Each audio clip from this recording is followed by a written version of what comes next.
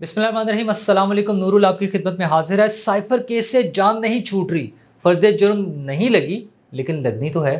और खान साहब के वही मसाइल, भुट्टो की नकल करने की कोशिश, हमदर्दी का वोट, जंगले में बंद होकर आना है, कम्युनिकेशन ऐसे कर दो, लोगों को इश्ताल दिला दो, और छोटी छोटी सी नन्ही नन्ही सी ख्वाहिशें और नखरे, असल में नखरे हैं वो, नन्ही नन्ही सी ख्वाहिशें जो है ना, असल में नखरे हैं। और इन सारी चीज़ों के साथ भी आरिफ अलवी से उम्मीदें, फिर मुलाकातें, और हुकूमत ने बहरहाल राब्ता कर लिया है उनकी पार्टी से, पीटीआई से। वो क्या राब्ता है और उसमें क्या बात हो रही है, लेकिन इन सब बातों से पहले बताऊं कि साइफर केस में असल जो कहानी टर्निंग पॉइंट है वो है आजम खान का बयान। आजम खान साहब इमरान खान साहब के प्रिंसिपल सेक्रेटरी थे, और बड़ी अहम पोस्ट होती है। जो वजीर आजम हाउस की समझे, वो वही वजीर आजम के तौर पे सारा कुछ चला रहा होता है।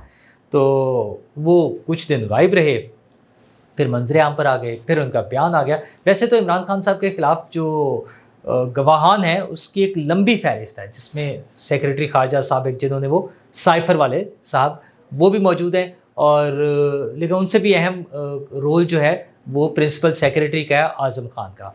क्योंकि साइफर को लाकर इमरान खान साहब तक पहुंचाना और उसके बाद वापस भिजवाने की कार्रवाई, और वापस ना मिलना, और इमरान खान साहब का गायब कर देना, और उसको कैसे कैसे इस्तेमाल करना, क्या क्या चीजें करना, ये सारी बातें आजम खान साहब ने बतानी है।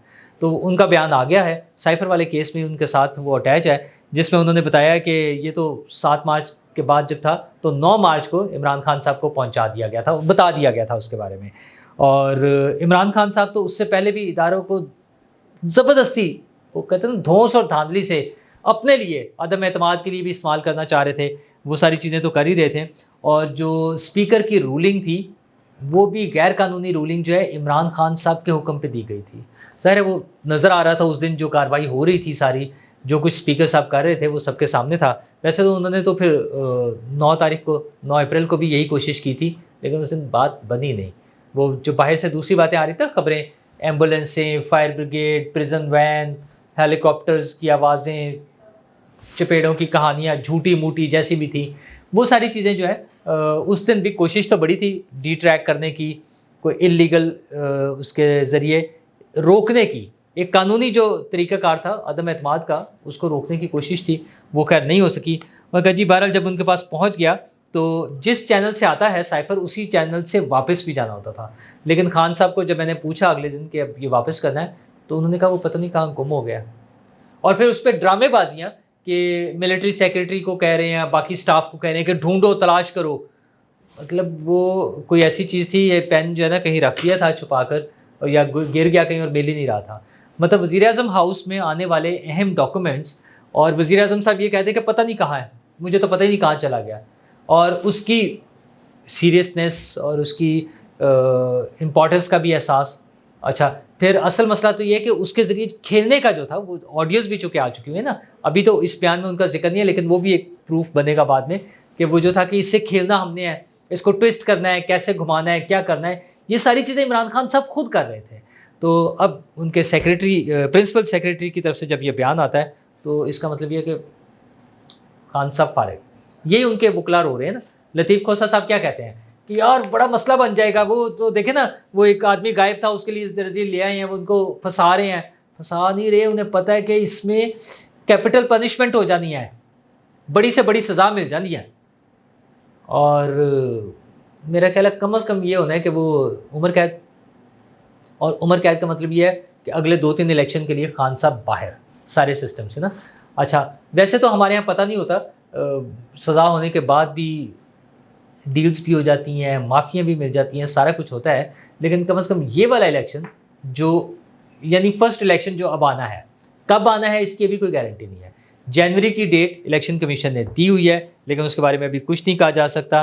अच्छा, उसके बाद अभी उनके वुकला तो खैर ये भी स्टोरी सुना रहे हैं कि कभी कहते हैं साइफर था ही नहीं, कभी कह देते हैं कि वो जो है वापस चला गया था, कभी कहते हैं उसको डिक्लासिफाइड कर दिया था। ये सारी चीज़ें कर रहे हैं, लेकिन सेक्रेटरी खारजा का कहना ये है कि मेरा उनसे बराह रास्त कोई राब्ता नहीं था। ज़ाहिर है उनको ज़रूरत भी नहीं थी। ये सारा काम तो वज़ारत खारजा के पास, वज़ारत खारजा के ज़रिए शाह महमूद कुरैशी साहब से इमरान खान साहब, और ये उसके बाद फिर ड्रामा। उसके बाद ड्रामा शुरू हो गया था। साइफर्स तो रोज आ रहे होते हैं, लेकिन वजीर आजम का उसको अपने जाती मकासद, अपनी सियासत के लिए इस्तेमाल करना, मुल्क को बदनाम करना, फौज को बदनाम करना, सारी चीजें करना, ये एक ड्रामा नया था। खैर उन्होंने वो खेल लिया। अब उनके खिलाफ एक लंबी चौड़ी फहरिस्त है गवाहों की, जो सारे बताएंगे कि खान साहब ने असल में उसको क्या ड्रामा किया। और अदालत में भी उनके खिलाफ फर्द जुर्म इसलिए नहीं लग सकी क्योंकि पिछले पेशी पर एक ड्रामा हुआ था कि उन्होंने साइन नहीं किए थे, फर्द जुर्म वो रिसीव करने से इनकार कर दिया था। तो अब वो भी मसला हल हो गया, तो अगली पेशी पे फर्द जुर्म भी लग जाएगी। अच्छा, वहाँ आज फिर और ड्रामे थे। ड्रामा ये था कि वो छोटी छोटी सी ख्वाहिशें, वो नखरे कि जनाब खाना घर से चाहिए। खाना घर से क्यों चाहिए यार? वो एक तरफ आप रिस्क की बात करते हैं, फिर खुदा ना खास्ता कोई मसला हो गया तो फिर रोना धोना होगा, तो इसलिए अदालत ने उसको तो रूल आउट कर दिया। साइकिल चलानी है हॉस्पिटल, उसमें जेल में जो ना एक्सरसाइज के लिए साइकिल चलानी बहुत ज़रूरी है। चले खैर वो मिल जाएगी। मुझे नहीं पता कि क्या सब लोगों को ये सहूलत मैसर है या नहीं है, लेकिन खान साहब के लिए मिल रही है। कमरा बड़ा होना चाहिए, छोटा कमरा है तो कमरे भी दीवार तोड़ के, वही मुन्ना भाई वाली बात के, वो भाई ये तो छोटा सा कमरा है, तोड़ दें, अगला कमरा भी उसमें जम कर लें, तो वो सारी चीज़ें भी होनी है। ये सारा कुछ तो हो जाएगा उनका। और लेकिन उनके वकील खोसा साहब जब अदालत में बात कर रहे होते हैं कि इसको ओपन ट्रायल होना चाहिए, उसमें नहीं जाना चाहिए, जेल वाला ट्रायल नहीं होना चाहिए। हालांकि बार बार इशू ही आता था, खान साहब कहते थे सिक्योरिटी का बड़ा इशू, मैं अदालत तक आ नहीं सकता।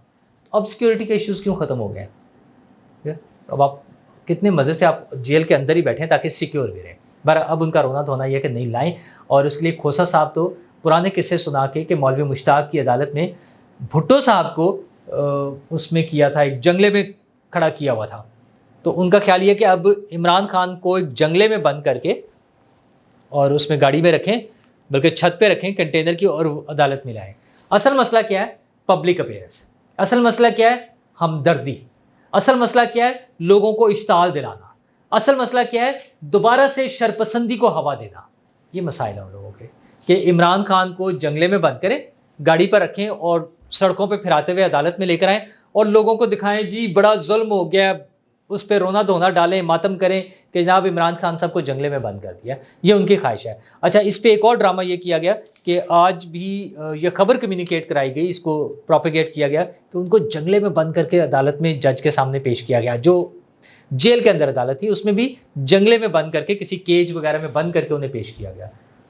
क्यों जरूरत पेश आ रही थी? सिर्फ लोगों को दिखाने के लिए, ये लोगों को बताने के लिए। लोग आ नहीं रहे हैं। वही शेर अफजल मरवत वाली ट्वीट उनका जो आया था ना, ट्वीट कल मैंने आपसे जिक्र किया था कि लोग ही नहीं आ रहे।